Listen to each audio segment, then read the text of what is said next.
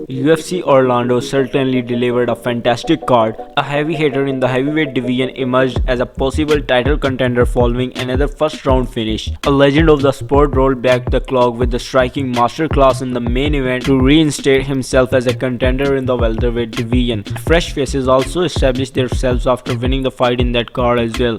Well, now we gotta take care of future as well. So without wasting further time, let's take a look at who should these fighters face next. Stephen Thompson and Kevin Holland provided a captivating end to a truly fantastic card in the main event of UFC Orlando.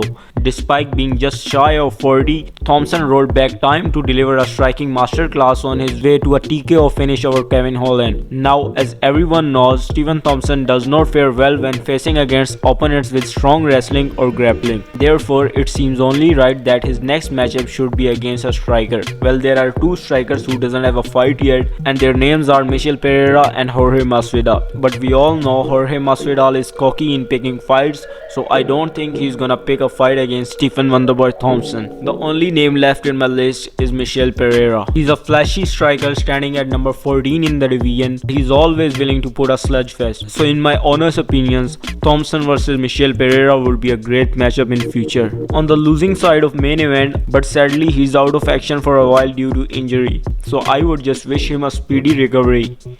Despite his title interest being long gone as he nears the end of his brilliant career, Rafael dos Anjos showed that he has talent in the abundance as he simply outclassed Brian Barberena on his way to second round submission victory. Now for RDA, he made this one very easy for me when he went to call out Conor McGregor during the post-fight interview. Conor McGregor also expressed as interest in competing at 175 pounds when he does return and provided. According to various sources, he will be back in action inside Octagon in early 2023.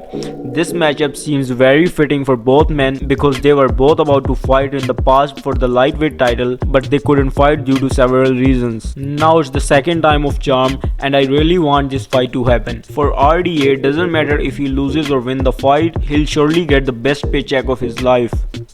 Matthews Nicolau announced himself as a serious contender following his finish over the always game Matt Chimaev at UFC Orlando.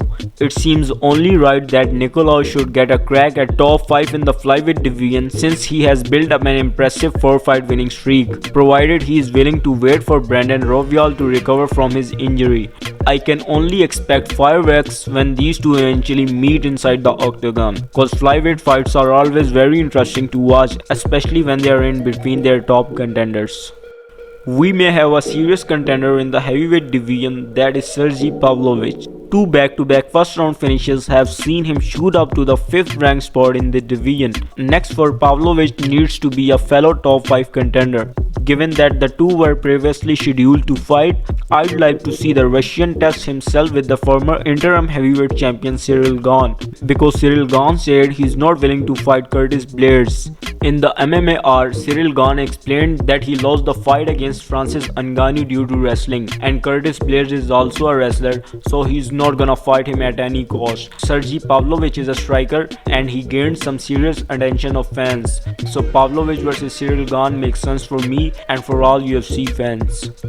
Roman Dolidze may have had one of the best years for a fighter following his 3-fight winning streak to cap of 2022. A short notice bout in which many did not favor him to win, but he still managed to finish Jack Hermansson and got his top 10 spot in the middleweight division. Let us continue to move him up in the rankings and give him a matchup against Marvin Vettori or Derek Brunson. Jack Hermansson was actually supposed to fight Derek Brunson, but Derek Brunson got out due to injury. Roman Dolidze was the replacement of Derek Brunson. Now Derek Brunson doesn't have a fight yet, and Roman Dolidze needs a top ranked contender in the division. Derek Brunson versus Roman Dolidze makes sense for me, and if Dolidze also manages to get a victory over Derek Brunson, he will surely be in the discussion for getting a title shot. These were the fights that make sense after UFC Fight Night Orlando. If you have some other fights in your mind that make sense after this event, please let us know in the comment section.